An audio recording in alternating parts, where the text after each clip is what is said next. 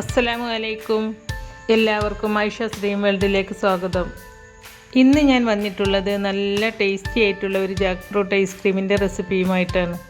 സാധാരണ നമ്മൾ ഐസ്ക്രീം ഉണ്ടാക്കുന്നത് കണ്ടൻസ്ഡ് മിൽക്കും ക്രീമും ഒക്കെ വെച്ചിട്ടാണല്ലോ. എന്നാൽ ഈ ഐസ്ക്രീമിൽ ഞാൻ അതൊന്നും ചേർക്കുന്നില്ല കേട്ടോ. വീട്ടിലുള്ള ഇൻഗ്രീഡിയൻസ് തന്നെ വെച്ചിട്ട് വളരെ ഈസി ആയിട്ട് നമുക്കിതെങ്ങനെയാണ് തയ്യാറാക്കിയെടുക്കുന്നത് എന്ന് നോക്കാം. ഈ ഐസ്ക്രീം ഉണ്ടാക്കാനായിട്ട് മെയിനായിട്ട് വേണ്ടത് നല്ല പഴുത്ത ചക്കയാണ്. നല്ല മധുരമുള്ള ചക്കയാണെങ്കിൽ ഏറ്റവും നല്ലത്. ഞാനിവിടെ ഇതുപോലത്തെ 10 ചക്കച്ചുളയാണ് കേട്ടോ ഐസ്ക്രീം ഉണ്ടാക്കുവാനായിട്ട് എടുത്തിട്ടുള്ളത്. പിന്നെ ഞാൻ എടുത്തിട്ടുള്ളത് 500 ml ഒരു പാക്കറ്റ് പാലാണ്. ഈ പാല് നമുക്കൊരു പാത്രത്തിലേക്ക് ഒഴിച്ചു കൊടുക്കാം. ഇനി നമുക്കൊരു ബൗൾ എടുത്ത് അതിലേക്ക് 1/4 കപ്പ് ഗോതമ്പ് പൊടി ഇട്ട് കൊടുക്കുന്നുണ്ട്. എന്നിട്ട് നമ്മൾ പാത്രത്തിലേക്ക് ഒഴിച്ചു കൊടുത്ത പാലിൽ നിന്നും കുറച്ച് പാലെടുത്ത് ഈ ഗോതമ്പ് പൊടിയിലേക്ക് ഒഴിച്ചു കൊടുത്ത് ഒട്ടും കട്ടകളില്ലാതെ മിക്സ് ചെയ്തിട്ടെടുക്കാം. ഗോതമ്പ് പൊടി ഇല്ലാത്തവർ കോൺഫ്ലവർ എടുത്താലും മതി. ഇപ്പം ഞാനിതൊന്ന് നന്നായിട്ട് മിക്സ് ചെയ്തിട്ടെടുത്തിട്ടുണ്ട്. ഈ മിക്സിലേക്ക് 2 ടേബിൾ സ്പൂൺ പാൽപ്പൊടി ചേർത്ത് കൊടുക്കുന്നുണ്ട്. എപ്പോഴും ഐസ്ക്രീം ഉണ്ടാക്കുമ്പോൾ കുറച്ച് പാൽപ്പൊടി ചേർത്ത് കൊടുത്താൽ ഐസ്ക്രീമിന് പ്രത്യേക ടേസ്റ്റ് ആയിരിക്കും. പാൽപ്പൊടി ചേർത്ത് കൊടുത്തതിന് ശേഷവും നന്നായിട്ടൊന്ന് മിക്സ് ചെയ്തിട്ടെടുക്കാം. ഇനി നമുക്ക് ഈ പാലൊന്ന് തിളപ്പിച്ചെടുക്കാം. പാല് ചെറുതായിട്ടൊന്ന് ചൂടായിട്ട് വരുമ്പോൾ അതിലേക്ക് മധുരത്തിനാവശ്യമായ പഞ്ചസാര ചേർത്ത് കൊടുക്കാം. 1 കപ്പ് പഞ്ചസാരയാണ് കേട്ടോ ഞാനിവിടെ ചേർത്ത് കൊടുക്കുന്നത്.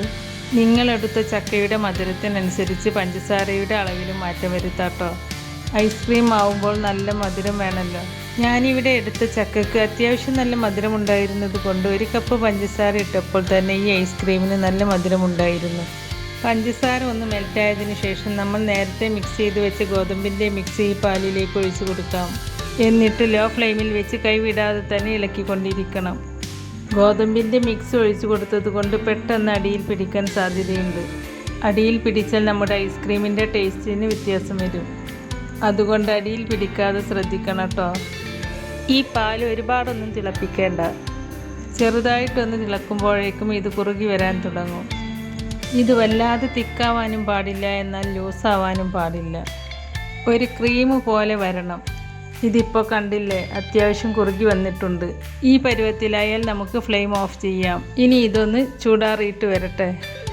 അപ്പോഴേക്കും നമ്മൾ എടുത്തു വെച്ച ചക്കച്ചുളയിൽ നിന്നും സീഡൊക്കെ കളഞ്ഞ് ഒരു മിക്സിയുടെ ജാറിലിട്ട് ഒട്ടും വെള്ളം ചേർക്കാതെ നല്ല പേസ്റ്റ് രൂപത്തിൽ അരച്ചെടുക്കാം. ഇപ്പം ഞാനിതൊന്ന് നല്ല പേസ്റ്റ് രൂപത്തിൽ അരച്ചെടുത്തിട്ടുണ്ട്.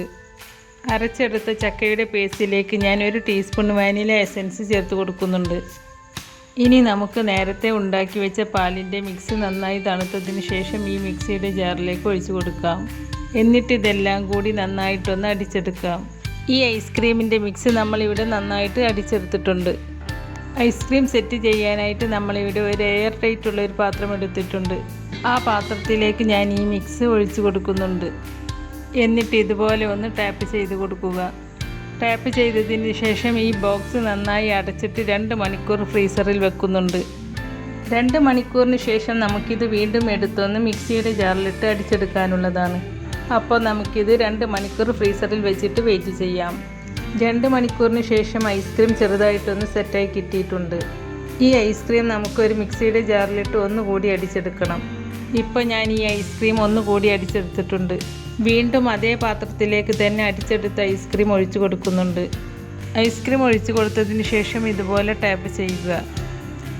ഇനി നമുക്കിത് നന്നായിട്ട് അടച്ച് വെച്ച് 8 മണിക്കൂറെങ്കിലും ഫ്രീസറിൽ വെക്കണം. ഓവർനൈറ്റ് വെക്കുന്നതാണ് കേട്ടോ ഏറ്റവും നല്ലത്. ഞാനിവിടെ ഓവർനൈറ്റാണ് കേട്ടോ വെച്ചിട്ടുണ്ടായിരുന്നത്. 12 മണിക്കൂറിന് ശേഷം ഐസ്ക്രീം ഞാൻ ഫ്രീസറിൽ നിന്നും എടുത്തിട്ടുണ്ട്. ഐസ്ക്രീം സെറ്റായിട്ടുണ്ടോ എന്ന് നമുക്ക് നോക്കാം. ഐസ്ക്രീം നന്നായിട്ട് സെറ്റായി കിട്ടിയിട്ടുണ്ട്. ഇനി നമുക്ക് സ്കൂപ്പ് ചെയ്തതിന് ശേഷം സെർവ് ചെയ്യാം.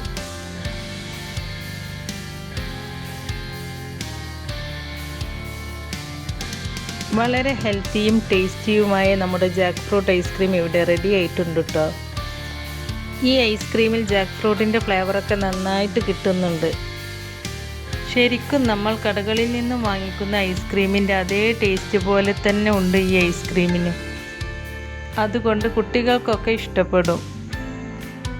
അപ്പോൾ ഈ ഐസ്ക്രീം എല്ലാവരും ഒന്ന് ട്രൈ ചെയ്ത് നോക്കിയിട്ട് അതിൻ്റെ ഫീഡ്ബാക്ക് അറിയിക്കണേ.